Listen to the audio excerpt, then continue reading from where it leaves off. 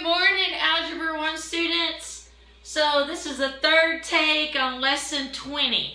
So if you're on YouTube, you see lesson 21 before you see lesson 20. That's because this one would not upload. So I'm going to try it again. Third time's the charm. So here we go. This lesson is on substitution, part 2. So this lesson was for Tuesday, even though it's Wednesday today. Alright, so I didn't write those 2 steps down, but I think you know them. The first step was to solve for the easiest variable. Now, how do you know which one's the easiest variable? Well, by looking at the variable, finding the variable that doesn't have a number in front of it. Okay, so here we go. That x has a number, don't solve for it.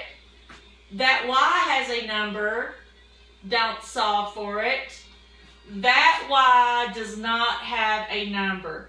So this is the equation you want to solve. You want to solve the second equation for variable y. Now, how do you solve for variable y? You keep it. What do you do with everything else? Move it to the other side. So you're going to go y equal, move your x, that's a positive 5 over 2x, negative 5 over 2x, and then bring down your plus 1. Now, if you solve this equation, then you have to plug it into the other equation. So every time you see y, which is right here, you're going to replace it with negative 5 over 2x plus 1. And because it's a binomial, which is 2 terms, you're going to need to add some parentheses. Okay, so here we go. 5x plus 2. And in place of y, you're putting negative 5 over 2x plus 1. And then bring down the rest of the problem, equals 6. And you go, oh, fractions, I hate them. No, it's not that bad. You got your calculator, and you got your brain, so you're good. Algebra 1 skills just kick in, just take over, and you know that when you see parentheses, that you've got to use the distributive property. What does that mean? Multiply it out. So you're going to go 5x 2 times negative 5 over 2 is going to give you negative 5. Don't forget to bring down the x. And then 2 times 1 is 2 equals 6. Okay, now solve. What does that mean? Well, you're solving for x. So you're going to keep your x, and you're going to move the numbers over. So that's going to be 5x minus 5x equals 6. That plus 2 becomes a minus 2.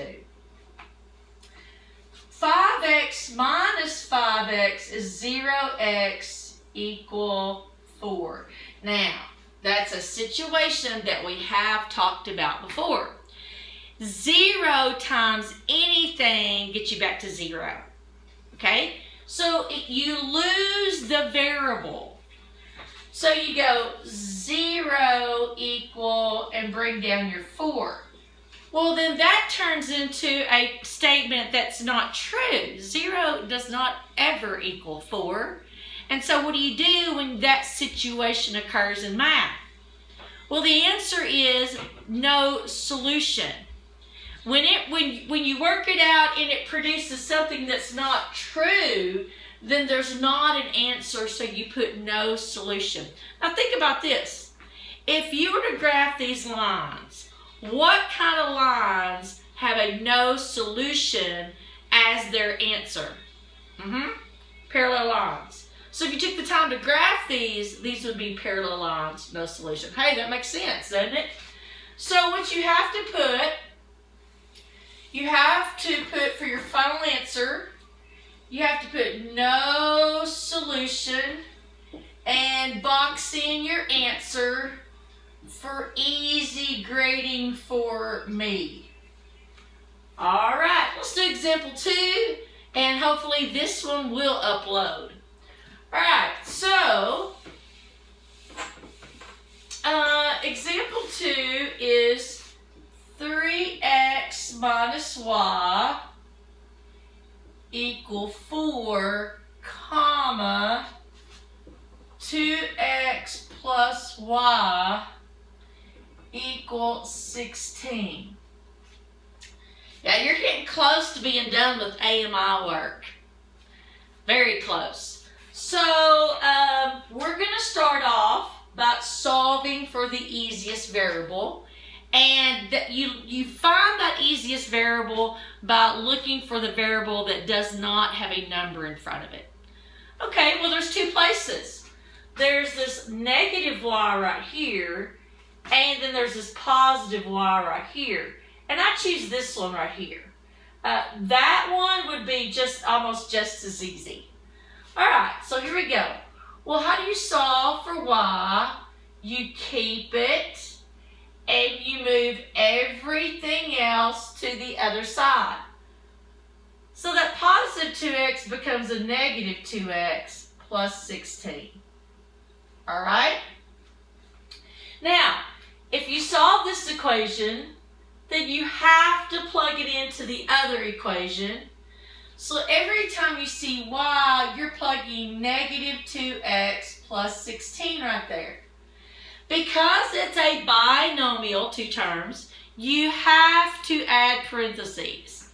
So you're going to go 3x, they have a minus, I have a minus.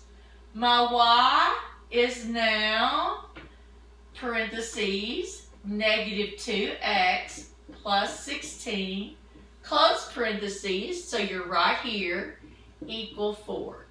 Now, work that out. Distribute the minus. So you're going to go 3x minus 2x turns into a plus 2x. Okay, so when you have a minus and a negative sign right next to each other, always turns out to a plus sign. A minus mixed with a plus sign, because you're multiplying them, is going to be a minus 16 equal 4. Now, solve for x. Keep your x's. Move your number. So that's going to be 4 plus 16. 5x equal 20. Divide by 5, x equal 4. So this turns out to be just a regular problem. Okay, that example 1 was like a crazy problem because you get 0 in front of x. Okay, there you go. X equal 4.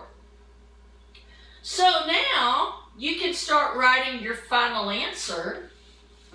You know, you have an x variable and a y variable. So that's how you know you have an x answer and a y answer. And x is 4.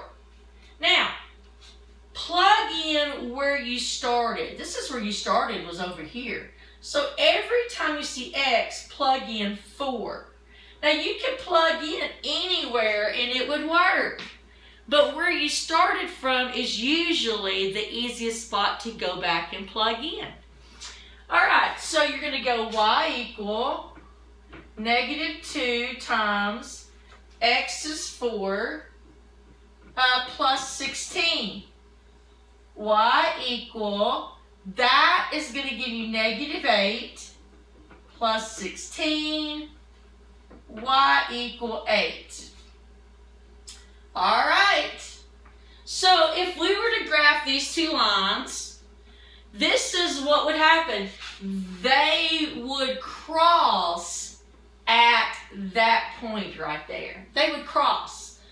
All right, so that does it for lesson 20. All right, so now I have you 5 problems to go with this lesson. And let's see here. Yep. Put your name, date it for the 28th. Lesson 20. There's the first 3. Just pause it, So you can write those down. And then scroll up for 4 and 5.